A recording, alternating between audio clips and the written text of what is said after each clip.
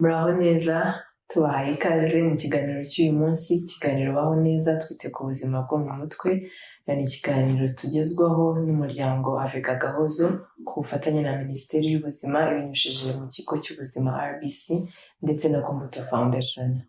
Nk'uko mumaze kubimenyera rero, mu kiganiro tuganiraho ku nsanganyamatsiko zigiye zitandukanye ariko zigamije kwita no kubungabunga kurushaho ubuzima bwacu bwo mu mutwe.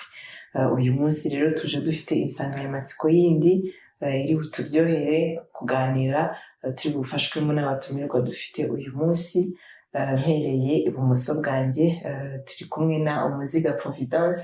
Ntabwo ari ubwa mbere tumwakiriye, tumaze kubana kenshi mu biganiro. Profi, turakwakiriye. Murakoze cyane. Akaba ari umwarimu muri Kaminuza y'u Rwanda, n'impuguke mu by'ubuzima bwo mu mutwe. Turakwakiriye nanone. Murakoze cyane Melissa. Iburyo bwanjye kandi turi kumwe na Murekatete Françoise. Françoise akaba ari umuhumurizamutima cyangwa se psychologue mu ndimi z'amahanga, nawe akaba atari ubwa mbere tubanye mu kiganiro baho neza twite ku buzima bwo mu mutwe. Françoise, turakwakiriye. Murakoze Melissa. Turakwakiriye kandi namwe nanone mugiye kudukurikira mu kiganiro cy'uyu munsi, ikiganiro gifite insanganyamatsiko igira iti ubuzima bwo mu mutwe bw'umubyeyi utwite n'umwana atwite.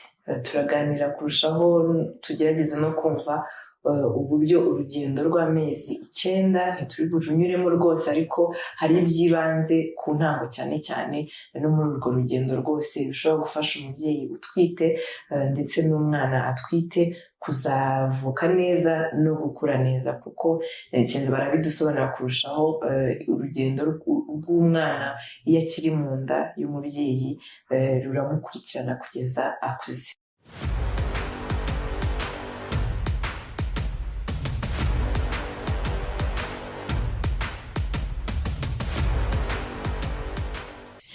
Twinjira mu kiganiro, Profi, twahera ku rugendo cyangwa se uburyo umubyeyi utwite akimenya ko atwite, ibintu by'ingenzi cyangwa ukadusangiza ishusho rusange y'ukuntu uwo mubyeyi agomba kwitwara yitegura urwo rugendo rwose, cyane cyane ku buzima bwe bwo mu mutwe buzanafasha umwana atwite.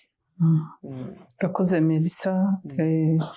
Umubyeyi akimara kumenya ko yatwise, hari n'igihe aba ataramenya nyine ko yatwise, umubiri uhita uhinduka.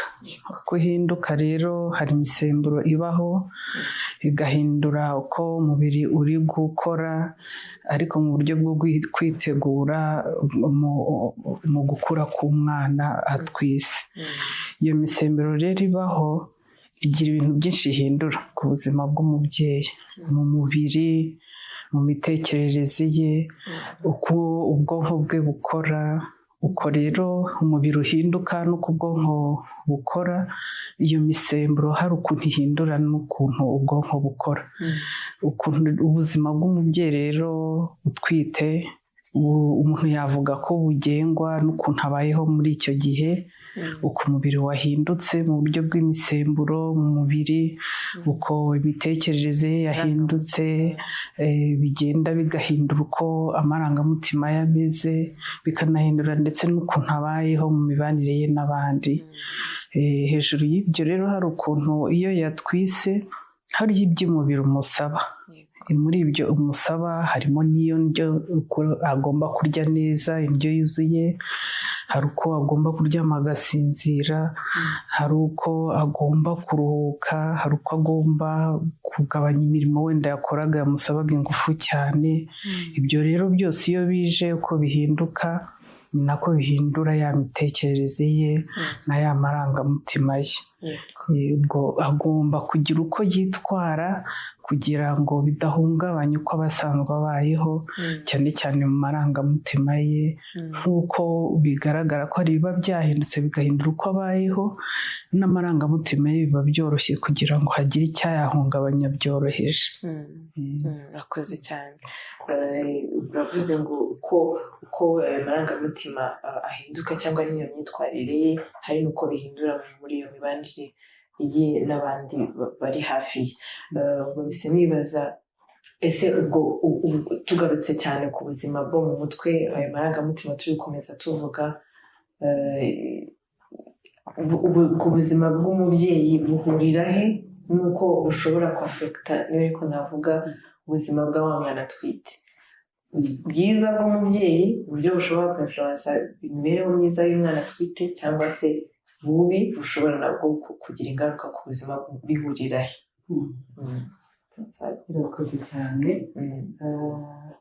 Umuntu cyangwa muri rusange atari n'umubyeyi, navuga ko uko ari, ko agaragara, uko arimo kubaho mu buzima, ntabwo bisigana niba umubyeyi yatwise, niba umuntu afite ikibazo runaka cyamujeho cyangwa se n'igisubizo biragendana. Ni ukuvuga ngo iyo umubyeyi yatwise, iyo hajemo impinduka mu mubiri nk'uko babivugaga,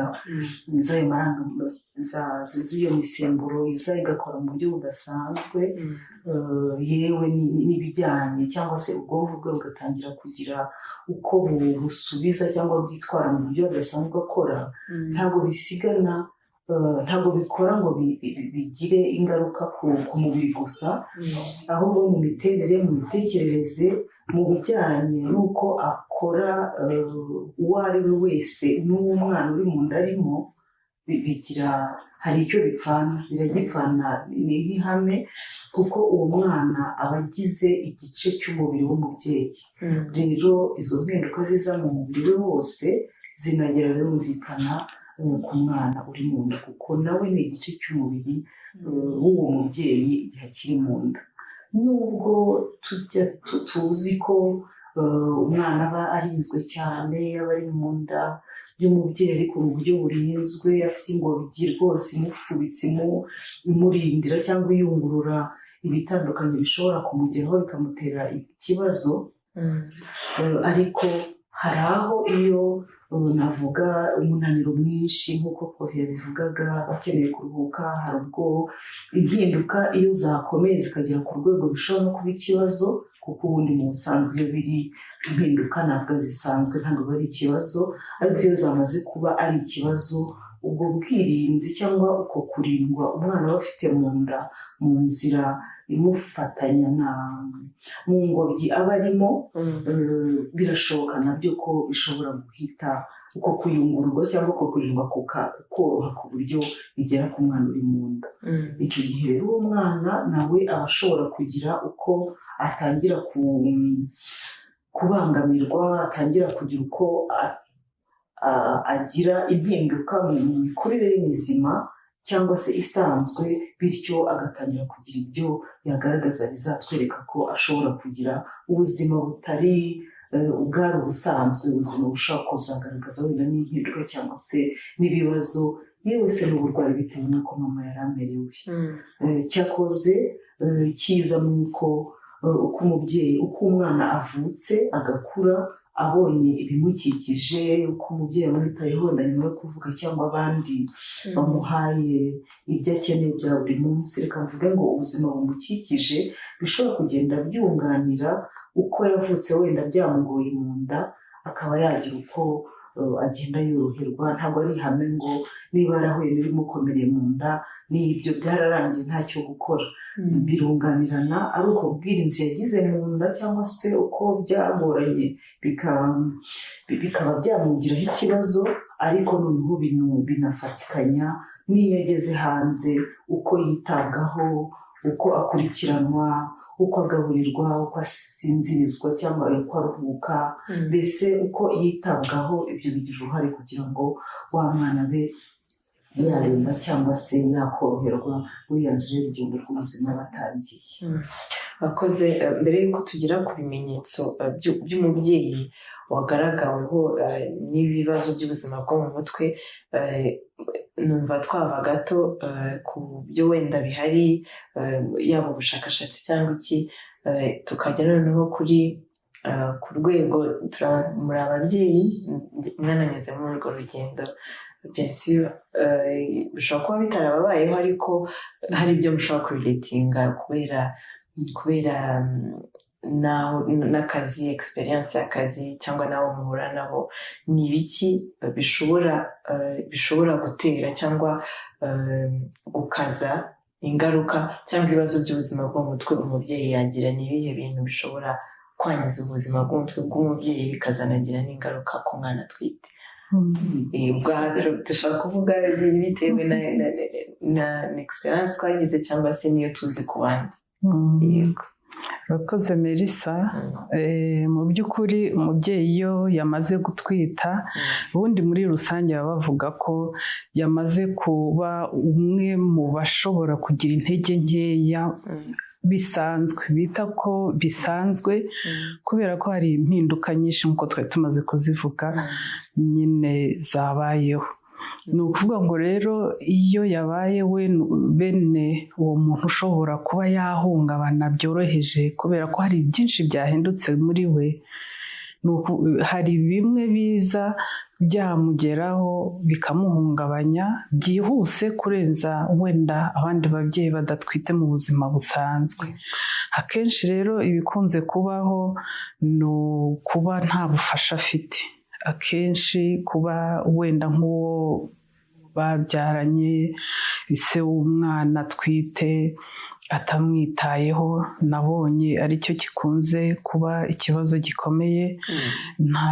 Ubundi byakabaye ari bwo bufasha bwa mbere afite, kuba afite umuntu nyine wamuteye iyo nda, uwo mugabo we se w'uwo mwana amuba hafi, nibwo bufasha bwa mbere bw'ibanze. Ubwo bufasha bw'ibanze rero iyo bubuze akenshi nibyo byagiye bikunda kugaragara ko za ntege z'umubiri z'imitekerereze y'umubyeyi zihungabana cyane. Uretse rero ubwo bufasha bw'umugabo, ubufasha bw'abamuri hafi, hari umuryango we bwite hafi aho bo bavukana, hari kuba uwo muryango ntawe afite, hari no kuba wenda se awufite utamwitaho nk'uko bikwiriye. Ibyo nabyo byagiye bigaragara ko byongera, si ukuvuga ko aricyo cyonyine cyamutera guhungabana, ariko biza byiyongera ku ntege nke, haza n'ibindi bibazo ku ruhande bigize bishamukiraho bikagabanya bwa bushobozi bwe bwo guhangana n'ibyo bibazo. Ubwo rero hari ukuntu asabwa byinshi mu buryo bw'amafaranga, wenda mpite mvuga mu buryo bw'amafaranga. Umubiri we uramusaba kurya indyo yuzuye kandi umubiri we uramusaba kuruhuka. Ntashoboye kujya gukora ngo abone ayo mafaranga agure ya ndyo yuzuye, cyangwa ntakibishoboye nk'uko yabishoboraga mbere, kandi yenda afite n'umuryango yitagaho. Ni ukuvuga ngo kubura ubwo bushobozi nk'uko byari bikwiriye, yakabaye afite undi muntu uri bugire icyo amwongereraho, noneho bituma atekana.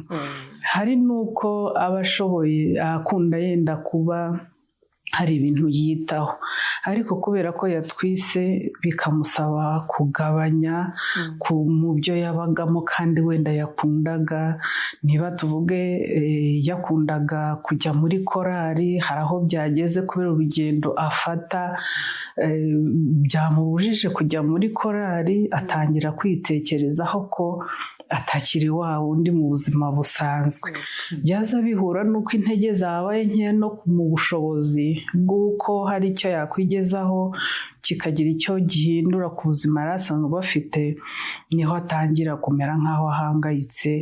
Hanyuma ugasanga bwa bushobozi bwe bwo mu mitekerereze buriho kugabanuka, buriho gutuma yumva ahangayitse, yumva adatekanye, kandi agomba no kwitegura uwo mwana. Si uburyo bw'imirire, si uburyo wenda gusa bw'uko hari ibyo atakiri gushobora, ariko hari no kuba yaba akeneye kwitegura uwo mwana. Iyo myitegurire rero kumva ko hari byinshi bigiye guhinduka muri we, ni ibisanzwe kuba amarangamutima ye yahinduka. Kugira ngo rero ye kuba atahinduka ngo bigere ku rwego rwo kurwara ngo amererwe nabi, ni uko haba hari abantu hafi aho bamuba hafi, bamufasha gukora ibyo atashoboraga gukora, kandi bamufasha kwakira ko muri icyo gihe nyine hari ibyo adashoboye, ubu ntabishoboye, ariko igihe kizongera kigere abikore nk'uko yari asanzwe abikora, nubwo hari izindi nshingano ziba ziyongereye mu buzima bwe busanzwe. Yego. Nk'ibyo nagaruka gato cyane kuko arabivuze muri rusange, nagaruka gato cyane kuri izo mpinduka aba yagiye agira mu mubiri, kuko ashobora nko kunanirwa mu ntangiriro zo gutwita ashobora nko kunanirwa gufata amafunguro uko yari asanzwe ayafata, icyo gihe ashobora kunanuka cyane, yewe hari n'ubwo ayafata cyane akaba umuntu rwose wifitiye ubushake bwo gufata amafunguro akibyibuhira mu buryo ubona bumurenze bumubangamiye, utwenda nyine agahindura ntiyongere kugira ukuntu yumva aguwe neza. Ibyo byose by'uko kuntu izo mpinduka ni ikibazo kiza kikabangama, ariko noneho ibirimo kumuba mu mubiri, umwana hari uko bigenda bimera, iyo misemburo yose uko igenda ihinduka nawe hari ibimuhindukana, hari ibimuyobera nk'iyari ku mbyaro za mbere, hari mu by'ukuri gutwita kwa mbere n'ukwa kabiri n'ukwa gatatu, hari ubwo buri byose bigira umwihariko, izo experiences cyangwa ubwo bunararibonye agenda agirira kuri buri mpinduka zibaye mu mubiri we, ni ibintu bimutungura, ni ibintu bidasanzwe bibeje mu buzima bwe. Uko habaye ikintu kidasanzwe mu buzima busanzwe bw'umuntu, ni nako imitekerereze, ni nako ubuzima bwo mu mutwe, impinduka umuntu agira nazo ziza ari izidasanzwe. Wenda soza nuko navuga no kuba mukikije nk'uko yabivugaga, hazamo umugabo babana mu rugo, ariko cyane nagaruka no ku muco, nk'umuco wacu wenda nyarwanda cyangwa wa kinyafurika, aho usanga abagore, bisegura kubivuga gutyo niko nabibonye, aho usanga abagore babazwa uturimo duto duto two mu rugo, cyangwa tugaragara nk'aho ari twinshi tutagaragara cyane. Umugabo wenda ukabona wagira ngo afite inshingano yo gukora ibintu binini bigaragara bizana umusaruro ugaragara, ariko abagore bakagira twa turimo duto duto. Kandi nanone abagore bagira ikintu navuga niba ari nk'umuco w'abanyarwanda cyane nibo nabayemo, cyo kumva baba abantu batagawe, babatunganye, bashaka kuzuza inshingano zose, ku buryo basabwa kwihangana, yewe n'umuco nyarwanda urabibasaba, ugasanga barasabwa kwihangana. Umugore ukwiye n'umeze atya, kera habagaho ibintu, bizera ko muri iyi minsi bigenda bishira, aho ba nyirabukwe b'abagore babaga bareba bati se mama ni umugore utunganye, ni umugore urimo gushyira inshingano zose, twa tuntu duto two mu rugo, no kwita ku mugabo, no kwita kuri abo babyeyi bakuru asanzaho. Ugasanga rero uko kuba umugore mu muco nabyo bisa nk'ibimushyiraho igitutu cyo kuba umuntu watunganyije byose, ni ikibangamiye kuri uko kuntu amerewe, uko kuntu asabwa kugira ibyo asa nk'uretse cyangwa se atuzanyije, nabyo birasa nk'aho umuco utarimo kubimenyerera. Icyo rero nacyo nacyita nk'igitutu kiba kimuriho, icyo gihe rero icyo gihari, birumvikana ko ntabwo avuga neza impinduka, haba mu mubiri, haba mu mitekerereze, imyitwarire, amarangamutima ye, byanze bikunze birabangamira. Murakoze cyane. Hari ikintu ubuze mpita nibuka na papa igeze kukivugaho, ko yaba umugabo cyangwa n'umuryango bamukikije batishije umugore utwite bagira uruhare rwo gutuma agubwa neza, kwiyumva neza cyangwa anagubwa nabi. Ugarutse ku kintu cyo kuvuga ku mihindagurikire y'umubiri, twarabigize umuco, niyo umubyeyi niyo atari umubyeyi utwite wabyibuha ugatangarirwa cyane ko wabyibushye, n'iyo bize ku mubyeyi utwite byinshi ari kubyibuha cyangwa ari kunanuka kubw'impinduka zabaye mu mubiri. Rero abamukiriza yamubona ngo ko wabyibushye cyane, uko biri kose ntibigushimisha, cyangwa ko wananutse cyane wabuze ibiryo. Ubwo rero n'uwo muco ngira ngo wafasha mu kumenya uko tubwira uwo mubyeyi utwite, kugira ngo tumufashe uko yiyumva nabi, niko binafekita umwana atwite. Ubwo rero mu kazi usanga hari ibyo bagarukaho kuri we bitandukanye, ku buryo ikintu cy'umuco rwose uko tubana n'abacu mu mpinduka bagenda bagira, ntabwo ngo hari ubwo usanga twinjira mu buzima bwite, hanyuma bigatuma nyine umuntu atagubwa neza uko bikwiye. Murakoze cyane. Birumvikana nyine izo mpinduka zibaho, n'ibyo bimenyetso byumvikana ko hari n'udukurikije ushobora kuba wabibona, n'unafite n'uwageragezaga cyangwa utabyitagaho cyane. Byaba byiza ubyitayeho kurushaho, kugira ngo uwo mubyeyi utwite n'umwana atwite arushaho kugubwa neza. Ubwo rero ibyo bimenyetso bigiye bitandukanye, uko yahindutse mu myitwarire, mu marangamutima, abamukikije bagomba kubona bamufasha kirera. Rero uri kwibaza ese ibyo ko bibaye, ese iyo myindagurikire y'amarangamutima ko abayeho, namufasha iki? Yaba umugabo, yaba umukikije mu muryango, yaba uwo bakorana ku kazi, yafasha iki umubyeyi kugira ngo anarengere cyangwa asigasire n'ubuzima bwiza bw'umwana atwite? Urakoze Melissa. Mu by'ukuri uko umuntu yamufasha, icya mbere bigomba guhera kuri we. Yego, agomba kumva ko izo mpinduka zabaye. Nari ngiye kuvuga ngo nta gitangaza, nta gikuba cyacitse. Sinzi niba ari uburyo bwiza bwo kubivuga, ariko ni impinduka mu by'ukuri zisanzwe zijyanye n'icyo gihe arimo cyahinduye imikorere y'ubuzima. Icya mbere ni ukumva ko nta kidasanzwe cyabaye, ahubwo nyine ni uko umubiri wahindutse kubera ko ategereje umwana. Uko rero umubiri wahindutse, uko rero wenda amarangamutima ye yahindutse, ni ibijyanye nyine n'imisemburo, ni ibijyanye n'uko kwitegura uwo mwana. Ntiyakire ko hari ibyahindutse hanyuma yumve ko ari ibisanzwe, ntiyumve ko hari ikibazo kidasanzwe cyamubayeho. Ikindi nanone ni ukuvuga ngo nabuze ngo buhera kuri we, kuko bisaba kwimenya. Wumva umeze ute? Wumva hari ikintu mu by'ukuri kidasanzwe kiri gutuma utabaho ubuzima wumva wakabaye kubaho? Ni ukuvuga ngo niba yumva afite intege nke, hari intege nke zijyana n'uko atwite, ariko hari igihe intege nke ziba zakabije cyane, yirirwa mu buriri, adashobora kubyuka ngo akarabe, adashobora kubyuka ngo yihereze icyo kurya cyangwa kunywa.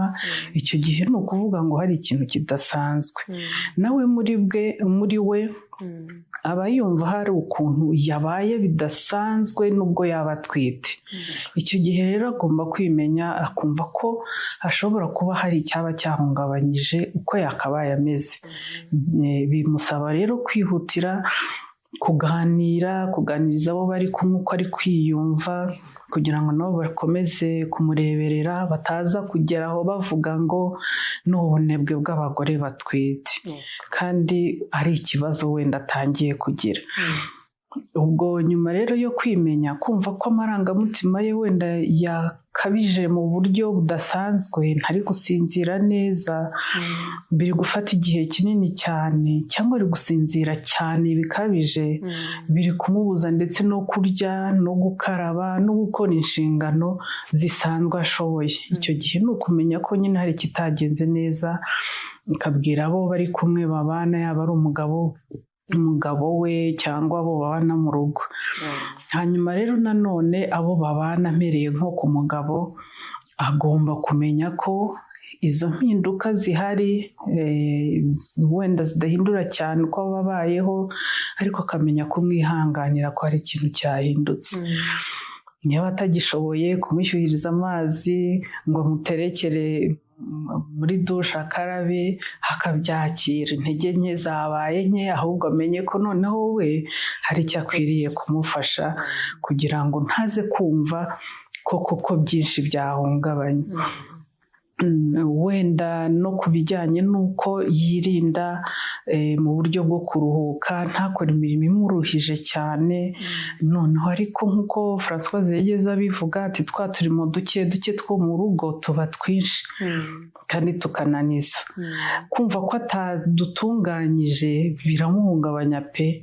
Noneho ni ukuvuga ngo abari hamwe nawe bagomba kugerageza kumufasha kutwuzuza, uturimo tugakorwa, ariko ari nako bamufasha kumenya ngo ese indyo yuzuye yayibonye, mu bushobozi bw'ibyo yashoboye nibi, niba atabibonye bo bamufashije iki. Wenda niwe wafataga inshingano nyinshi, ariko ubu ngubu noneho bagiye kuzifatanya kuko imbaraga zabaye nkeya. Iyo rero byageze aho bikomeye cyane, wenda na Françoise ari bugire icyo abyongeraho, cyane cyane hari aho bigera ko rwose atamererwe neza, byahungabanyije imitekerereze ye, amarangamutima ye, ugasanga byageze n'aho yumva atangiye kwigunga, kumva atishimye, kumva kuba n'uwo mwana atwite ntacyo amubwiye, no kumva n'iyo nda ivuyemo ntacyo bimubwiye, aho ngaho biba byakomeye. Aba yakeneye ubufasha bw'abandi bantu bisumbuyeho bafite ubunararibonye mu kwita ku bantu bafite ibibazo bijyanye n'ubuzima bwo mu mutwe. Ndumva wenda ari byo by'ingenzi, we kwiyumva, kwimenya, ariko n'abari hamwe nawe kumumenya, kumuba hafi no kumufasha, no kumenya igihe impinduka zarengeje urugero rusanzwe rw'abantu bose muri rusange, bakihutira kumushyikiriza abari bumuhe ubufasha bwisumbuyeho. Murakoze cyane. Murakoze, abivuzeho muri rusange. Icyo nashyiraho gato ni uko umubyeyi akwiye kumva ko haje impinduka. Icya kabiri, abo babana ntibabyemeje, ntibabimenye. Iyo awareness nk'izi turimo gukora, ntibagire ayo makuru koko ko izo mpinduka zihari, kandi koko kuba umubyeyi atakiri wa muntu uri perfect wuzuza inshingano uko yari ari imbere, atari ubunebwe, atari ubwigenge, atamenyereye ibihugu ibintu nk'ibi, bamwumve. Ikindi wenda nsoza ni uko akwiye nawe kutiyumva nk'umuntu ushoboye byose, ibimwisobye akakira ko atabishoboye, akaremera gufashwa. Hanyuma igihe navuga ikintu gikomeye muri we ni ukumva ko iyo afashijwe, iyo asabye ubufasha, atari intege nke, ahubwo ari ugushaka kunganira ubuzima bwe buba buri mu gihe cyo kunganirwa nyine. Mu by'ukuri aba dufitiye impano ihambaye yo gutanga ubuzima, rero ubundi hakabaye rwose asindagizwa muri byose. Murakoze cyane. Numva ikiganiro cyacu kigeze ku musozo, ku nsanganyamatsiko twareberaga hamwe y'ubuzima bwo mu mutwe bw'umubyeyi. Ntitwabashije kujya kuri buri kwezi, ariko ni ubumenyi rusange mu rugendo rwo gutwita bw'umubyeyi n'umwana atwite. Nizera ko hari umwe cyangwa babiri cyangwa banarenze benshi hari ubutumwa bakuyemo, kandi bagiye, yaba umubyeyi utwite twagarukagaho, yaba umubyeyi utwite ndetse n'abamukikije, hari icyo kigiye guhinduka mu buryo bwo gufasha uwo mubyeyi n'umwana atwite. Turabashimiye cyane ko mwadukurikiye muri iki kiganiro, ariko ndashimira cyane abatumirwa badufashije kumva iyi nsanganyamatsiko. Provi, turagushimiye cyane. Murakoze cyane. Ndashimiye na Fanny, mwakoze kwitabira. Mwakoze kwitabira rero no gukurikirana iki kiganiro. Ikiganiro nakagaruka, ibihe byiza.